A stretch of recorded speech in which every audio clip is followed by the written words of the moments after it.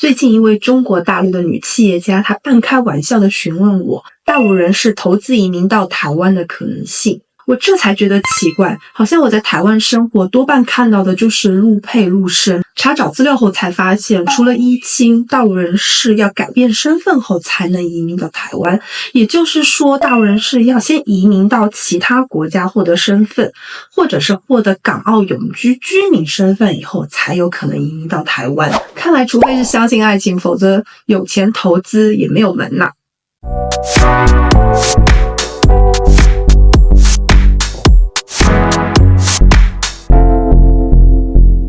欢迎来到 Angel 九州的频道，我是1打2的律师妈妈。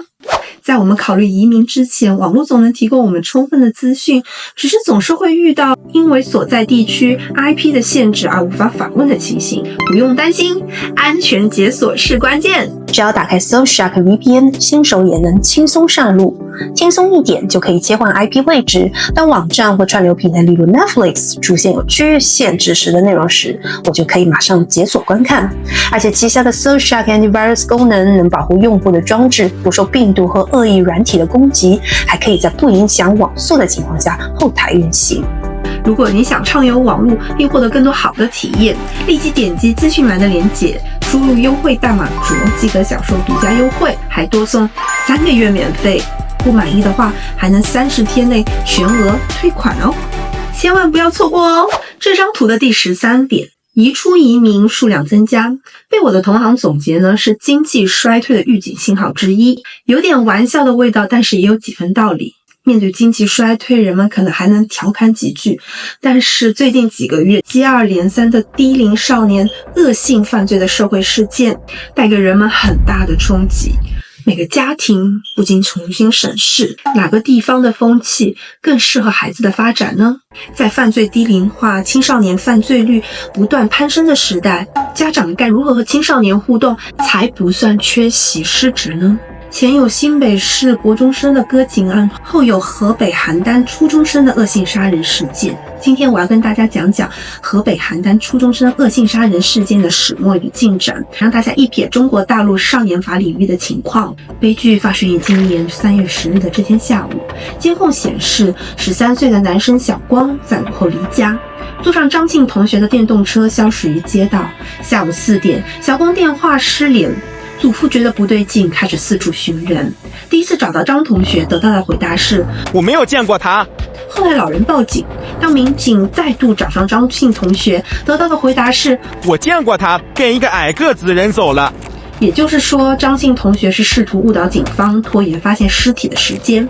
4日案发，小光遗体被埋在一座菜园大棚底下，因遗体惨不忍睹，办案人员起初阻拦受害者的家属接近，几经商量，先让一名旁系亲属小光的堂叔辨认遗体。堂叔颤抖着却泪流满面的回。社会的一片哗然，正源于这3名犯罪嫌疑人表现出超越其年龄的状态。首先，3名犯罪嫌疑人表现得异常冷静，杀人埋尸后回家依然可以打游戏，翌日照常上学。除了串供之外，被逮后依然淡定。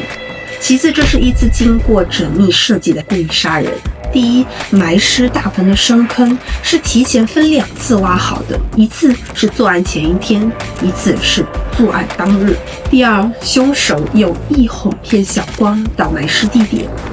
因小光离家前有告诉家人，同学带我去看地道。第三，从小光家所在的村子到最后遇害的地点，中间距离14公里，骑电动车也要1小时左右，拖延尸体被发现的时间。再次，手段极其残忍。根据小光一方的代理律师所说，小光的遗体显示出他在被害之前受到了非人般的折磨。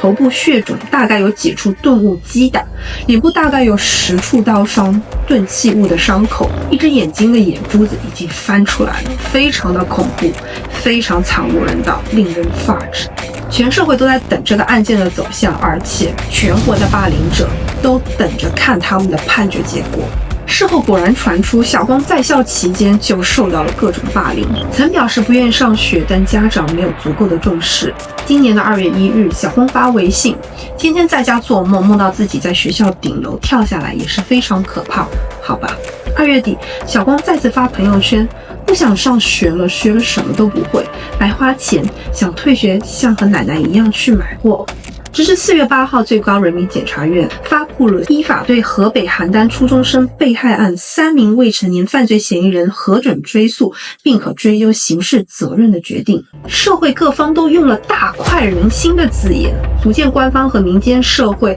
对低龄犯罪的包容度降低。最高检的核准追诉的依据是2021年3月施行刑法修正案11，下调了刑事责任年龄。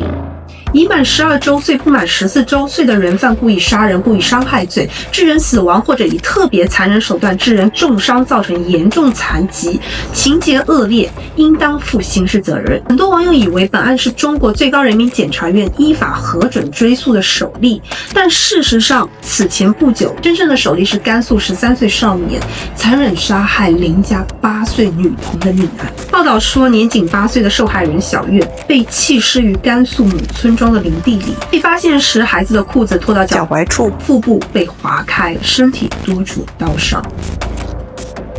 Delinquency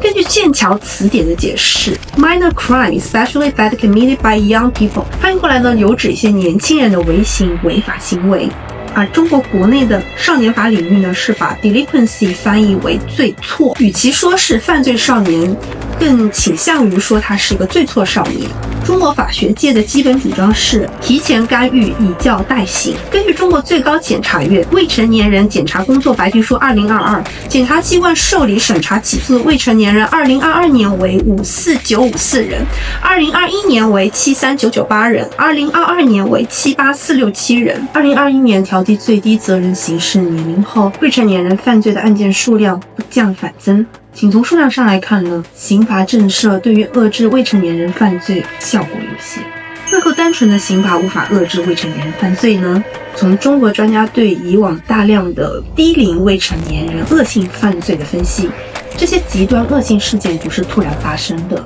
这些罪错少年先前呢都有不同程度的不良行为，但由于父母监护缺位、学校管教不力、网络暴力内容的渗透等等，家庭、学校、地方政府对其前端的干预、教育矫治并不充分，罪错少年呢进而升级实施犯罪。另一方面呢，从脑神经科学的研究上看呢，一个人大脑中负责决策和情绪管理的前额叶到青春期结束才会成熟。少年虽然具备了一定的辨别是非和自我控制能力，但又不足以像成年人一样严格对自己的行为负责。所以家长的角色至关重要。在这邯郸初中生恶性杀人的案件中，被害人小光及3名霸凌者都未满14周岁，都是父母不在身边的农村留守儿童。美国密西根州15岁少年2021年持父母所购枪支在校园开枪，造成4死7伤的悲剧。本周的4月9日，陪审团判定他的父母过失杀人罪成立，各服10至15年徒刑，是全美第一对因孩子犯下校园枪击案而被追究刑事责任的父母。通常孩子犯事，父母会承担的是一个民事赔偿的责任，因为刑事问题如果承担的是一个连带责任并不合适。但是这个案件的特殊性是，他的父母在已经有各种征兆的情况下，还忽视自己孩子的这个心理问题，并把枪给了他。父母的过错与悲剧的发生存在很大的联系，因此父母也被追究刑事责任。时代正在演变，在犯罪低龄化的今天，少年少女一不小心就可能成为受害者，也可能成为加害者。家长究竟要怎么跟青少年互动，才不算缺席失职？做父母真的很难为啊！总之，至少在过去，中国法学界对于少年犯罪的基本主张都是提前干预，以教代刑，跟台湾类似。像高雄明阳中学这样的少年矫治学校，大陆称之为专门学校，至少已开设了200多间。但是今年才刚刚过去4个多月，已经连续2起案件追究未成年加害者的刑事责任了。而且社会上上下下老老少少普遍站在支持重刑的立场。大家觉得对于低龄化犯罪的趋势，社会和家庭可以来做什么遏制这个源头问题呢？欢迎大家留言告诉我，也欢迎我们共同来关注我们的下一代，他们的生活环境以及教育品质。那我们下期节目再见，不见不散。